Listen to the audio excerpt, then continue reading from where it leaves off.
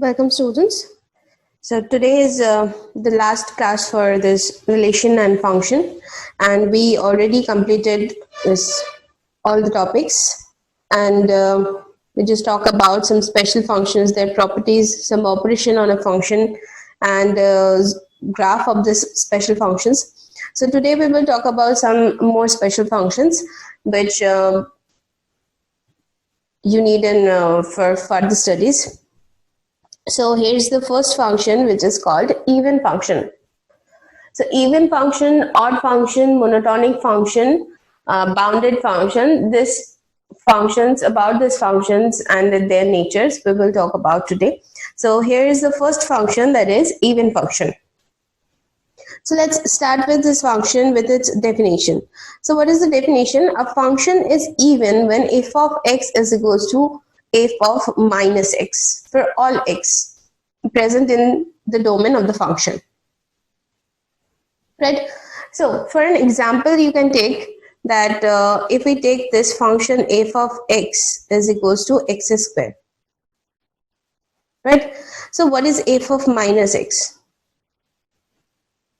What is f of minus x? If you just put in the place of x minus x, so it will be minus x the whole square, which is again x square. That means what? F of x. Right? So f of x is equals to x square is an even function.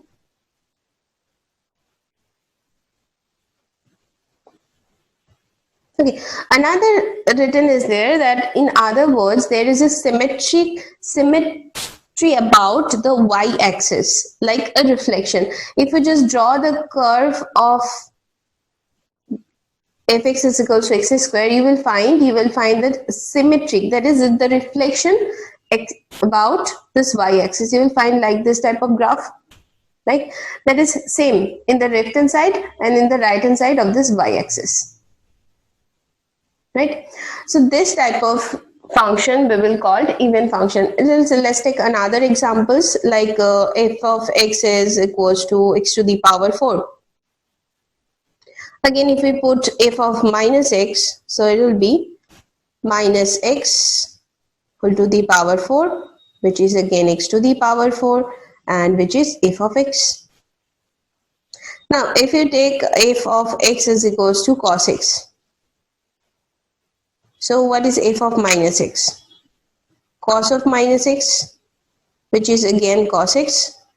So cos x is an even function. Right? So here I am taking only those examples which is the even function. Now, this similarly, if we talk about the odd function, so it will like that. So start this one with its definition. So here is the definition. A function is odd when f of minus x is equals to minus of fx. Like, just take a simple example, that is f of x is equals to x, that is y is equals to x, or you can say y is equals to x or fx is equals to x. The function is given and the function is defining, since it's a real valued function, defining on set of real number. Here, since you have only the real function, so we all over the chapters we will discuss about only the real functions. Now look at that. What is f of minus x? If we just put in the place of x minus x, so it will look like that. So it is minus of f of x. Right? So y is equals to x, this function is an odd function. Now another example you can take, that is f of x is equals to sin x. Just put minus x in the place of x, so it will be sine of minus x. What is this? Minus sin x. And this thing again we can write minus f of x. Right? So f of minus x is equals to minus f of x, which is an odd function, that is sin x is an odd function. Some common functions are there that just by seeing this one, you don't need to check this one. By seeing this function, you can easily say that the function is odd or even, like sine is odd function and cos is even function. Okay, so that's all about even and odd function. So moving to the next topic, which is monotonic function. Now, what is monotonic function? So let's start with the definition again. A function defined on a subset of a real number, since we are defining only the real functions, is called monotonic if and only if it is either entirely non-increasing or entirely non-decreasing. Okay, except using the word, it is all over the entirely in the domain, it is increasing or decreasing. We generally use it as non-increasing or non-decreasing function. Like either it will be an increasing function or it will be a decreasing function. Okay, so this type of function we will call monotonic function. But for that you need to know what is increasing function and what is decreasing function. So let's talk about increasing and decreasing function. So a function is called monotonically increasing, also increasing. Monotonically increasing means increasing or non-decreasing function if for all x and y such that x less than equals to y, one has f(x) less than equals to f of y. That is, whenever we are increasing the value of x, if we take any bigger value in the domain from x is the lesser value and y is the bigger value from x, then the functional value also in the same manner, that is f of x less than equals to f of y. Okay, like if you take f of x is equals to x, so if we take 3, so f of 3 is 3. What is f of 4? F of 4 is 4, right? So 3 less than 4, so f of 3 is also less than f of 4. So this type of function is called monotonically increasing function. So just opposite of it, like if this one is coming less than, that is f(x) less than equals to f of y, in that place if we can write f of x is greater than equal to f of y, we will say the function is monotonically decreasing function. So here is the definition. It is monotonically decreasing or non-increasing function if for all x and y such that x less than equals to y, one has f(x) greater than equal to f of y. Okay, so if we talk about the graph of the monotonic function, either it will be increasing or it will be decreasing. Okay, either it will be increasing or it will be decreasing. So this type of function we will call monotonic function or monotonically increasing function and monotonically decreasing function. But if the graph of the function is look like that, somewhere it is increasing and then decreasing and then increasing, so this type of function is non-monotonic function. It has to be either increasing function or a decreasing function. That time we will call it's a monotonic function. Okay, so next move to the next topic, which is periodic function.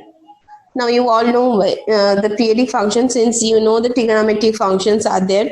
You already learn about trigonometric function, its graph, its natures, and about its period. You all know about periodic function. So again, here is the definition. The function f is said to be a periodic if for some non-zero constant p, it is the case that f of x plus p is equals to fx for all the value of x in the domain. So the non-zero constant p is called, in case this is the period. Okay, period of this function. So if we take that f of x is equals to sine x, and if we write down this one x plus 2 pi, so what is this? Sine of 2 pi plus x, 2 pi plus x, which is again sine x, right? So 2 pi is the period for sine. So similarly, since you know the cos function, the tan function, like all the trigonometric functions and exponential function and log function, we already discussed in another classes. since whenever we are discussing the graph in other classes, you already know this one. Okay, so move to the next one. So this P is called here, this P is 2 pi and this P is called the period of this function. So periodic function. So moving to the next topic, which is called bounded function. Now what is bounded function? So here is the definition. A function f is defined on some set x. Definitely it's a real valued function or a complex valued function. But both the cases you can define the bounded function. For both the cases there is the same definition. So for any complex or real value, we can define this bounded function as for all x there exists a real number m such that f of x mod of f of x less than equal to m. So for all x in this domain. So this function is called bounded. If we can't find any m where f or mod of fx satisfy this equation, so we can say this is non-bounded or unbounded function. So if we take this sin x function, f of x is equals to sin x. Now you all know that sin x mod of sin x is always less than equal to 1, since value of sin x is defining under -1 to 1, right?